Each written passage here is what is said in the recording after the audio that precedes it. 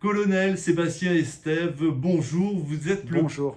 Vous êtes le commandant de la base aérienne 125-10. J'ai envie de dire, pour un officier, le commandement de cette base, est-ce qu'il a un parfum particulier? Oui, c'est un commandement XXL, je dirais, parce que la base aérienne est une base XXL, vous le savez, c'est tout de même la plus grande base de France, en termes de géographie, en termes d'effectifs et dans bien d'autres domaines. Et donc, effectivement, ce commandement a un parfum particulier. Et j'ai envie de dire, porte des responsabilités particulières. D'où ma deuxième question. Vous êtes une base à vocation nucléaire, donc une des trois bases françaises. On est dans une époque de tension, là, une période de tension au niveau militaire. Est-ce que Istres est en alerte rouge? Alors non, nous ne sommes pas en alerte rouge, nous sommes une base aérienne à vocation nucléaire et donc nous sommes tout le temps sur un seuil de protection qui est très élevé, j'ai envie de dire. Et donc nos personnels sont tout le temps sur le qui-vive et protègent la base H24. Donc si vous voulez, l'évolution politique du moment n'a pas d'impact sur notre niveau d'alerte qui est en permanence à très haut niveau puisque nous sommes une base aérienne à vocation nucléaire. Il faudrait une aggravation terrible de la situation pour là franchir un nouveau palier. Alors, le jour où il y a une montée en puissance dans un contexte X ou Y et sur décision des autorités politiques et militaires, on aurait un niveau, éventuellement un stade d'alerte qui monterait. Et donc, on mettrait en œuvre cette augmentation du stade d'alerte, comme on sait le faire et comme on s'y entraîne régulièrement. La base aérienne s'inscrit de plus en plus dans la société qui l'entoure, la société civile, elle en fait partie. Et si vous n'êtes pas une entreprise, vous avez certains besoins d'une entreprise, notamment en termes de recrutement. Vous avez de vrais besoins. Hein. Alors on a de vrais besoins, on va recruter tout corps confondu, toute catégorie, environ 300 militaires en 2025. On a déjà commencé d'ailleurs. Et moi, en tant que commandant de base aérienne, je recrute localement notamment les militaires du rang, qui sont la première catégorie de personnel militaire, militaires du rang. Et donc, je vais recruter tout un tas de jeunes militaires. Ça va du commando à l'agent de restauration, en passant par l'agent de sécurité cabine et aussi par le mécanicien d'entretien des véhicules, des matériels. Donc, je recrute. Donc, je fais un appel aux jeunes de la région. Si vous êtes attiré par la carrière militaire, par une carrière extraordinaire qui vous enverra aux quatre coins du monde en opération, vivre des expériences singulières, eh bien, venez pousser la porte d'un CIRFA, d'un centre d'information et de recrutement des forces armées. On en a un à Marseille, on a une antenne du CIRFA de Marseille à Salon de Provence. Venez pousser la porte ou venez tout simplement sur le site devenir-aviateur.fr pour voir un petit peu quels sont les métiers qu'on offre. On a plus de 50 métiers dans l'armée de l'air et de l'espace. Et ici, sur la base aérienne, pour ne vous donner qu'un exemple, on va recruter 34 commandos de l'air en 2025. Vous voyez qu'il y a quand même de l'offre, donc n'hésitez pas. Ouais. C'est un peu à la mode, circuit court et consommation locale. Vous privilégiez aussi le recrutement local, les jeunes du pourtour. Hein. Absolument, pour cette catégorie de personnel, donc les militaires du rang engagés, c'est du recrutement local. Donc on va chercher des jeunes, donc jusqu'à 30 ans, principalement dans les spécialités dans lesquelles on recrute. On va chercher des jeunes jusqu'à 30 ans en local, et donc qui resteront affectés sur la base aérienne qu'ils auront choisie.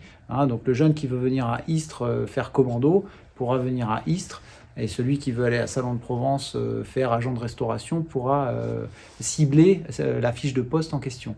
Alors, on a besoin de commandos, on a besoin de mécaniciens, on a besoin d'agents de restauration, de chauffeurs routiers également, on recrute des chauffeurs, et puis on a besoin d'agents de sécurité cabine, donc c'est un peu l'équivalent, si vous voulez, des hôtesses de l'air dans le secteur civil, mais avec un volet beaucoup plus militaire, évidemment, sécurité, mise en œuvre des moyens de l'Airbus MRTT, etc.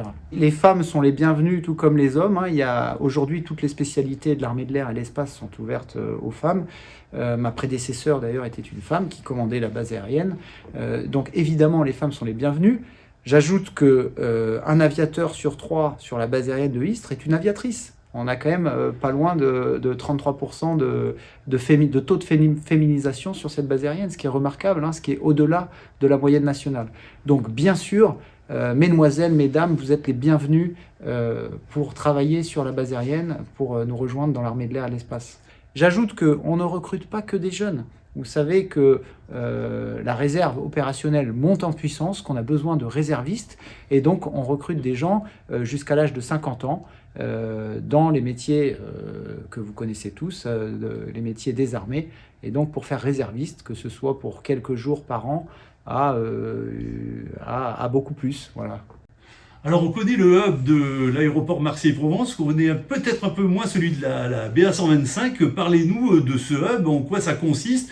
Est-ce que c'est un peu une révolution pour vous aussi, les militaires, et pour l'ensemble de la base? Alors on a créé ici, effectivement, à Istres, sur cette grande base aérienne, ça s'y prêtait bien du reste, ce hub des armées. Qu'est-ce que c'est que le hub des armées? C'est le point de départ et le point de recueil de la majorité, la grande majorité des militaires qui partent en opération, et pas que des militaires, aussi du fret, du matériel qu'on envoie aux quatre coins du monde, et des troupes évidemment.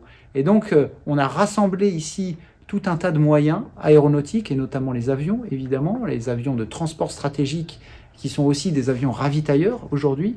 On les a tous rassemblés dans une grosse unité qui s'appelle la 31e escadre aérienne de ravitaillement et de transport stratégique, qui achemine du matériel et des troupes aux quatre coins du monde. Et on est véritablement devenu un hub parce que toutes les troupes et tous les militaires français qui partent en opération ont vocation à venir ici. Ouais, et pour vous donner qu'un exemple, quand on a mis en œuvre le pont aérien en Nouvelle-Calédonie, on a projeté des forces principalement de la base aérienne de Istres.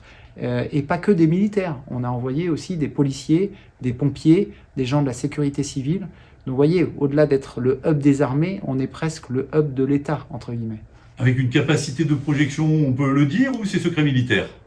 Ah non, c'est pas du tout un secret. Ici, on est monté à une capacité de projection de 100 000 passagers par an.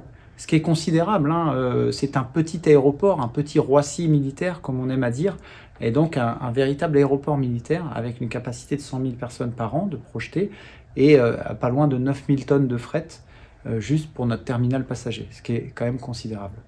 Alors, meilleure inclusion dans la société civile, et notamment avec l'industrie aussi, vous allez nous en parler, le pôle. Alors, on développe aussi sur cette base aérienne les synergies avec effectivement le monde civil, le monde économique, parce qu'on y a un intérêt évidemment, et que ça bénéficie à tout le monde. Et donc on a une société qui s'appelle Sabena Technics qui fait de la maintenance aéronautique, qui va venir adossé à la base, dans une zone qui anciennement était un hangar qu'on appelait le hangar Mercure, qui a été racheté par cette société d'économie qui s'appelle le pôle aéronautique Jean Sarail.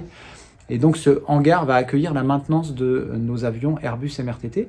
C'est sur une parcelle qui est adossée à la base aérienne, mais qui a accès à notre piste. Donc si vous voulez, on va développer les synergies, on va être plus efficace, on va optimiser la maintenance sur le volet logistique, sur le volet entretien courant. Et donc ça, c'est une excellente nouvelle. Et pour ça, il faudrait peut-être mettre en adéquation la voirie ou les voies de circulation? Alors de manière générale, c'est sûr que la base aérienne d'Istres continue à monter en puissance. On a de plus en plus d'activités, de passagers, on a tout un tas d'industriels qui viennent se rapprocher, des industriels aéronautiques qui se rapprochent de notre base aérienne. Tout ça fait qu'on a de plus en plus de monde, sans oublier qu'on a une activité singulière avec la dissuasion nucléaire, avec des activités qui nécessitent que, évidemment, on puisse avoir une fluidité dans les accès à la base aérienne et dans les transits. Et donc pour moi c'est particulièrement important qu'on poursuive les travaux en cours sur la fluidification des accès à la base aérienne, et notamment la route, la fameuse transhumance qui circule à l'ouest de l'étang de Berre, qui doit rester fluide. Donc je me réjouis que nos besoins soient bien pris en compte par la métropole notamment, et j'ai évidemment beaucoup d'attentes sur les travaux à venir sur cette transhumance. On en terminera là. Merci, colonel Sébastien Estève, commandant de la base aérienne 125 à Istres. Merci à vous, à bientôt.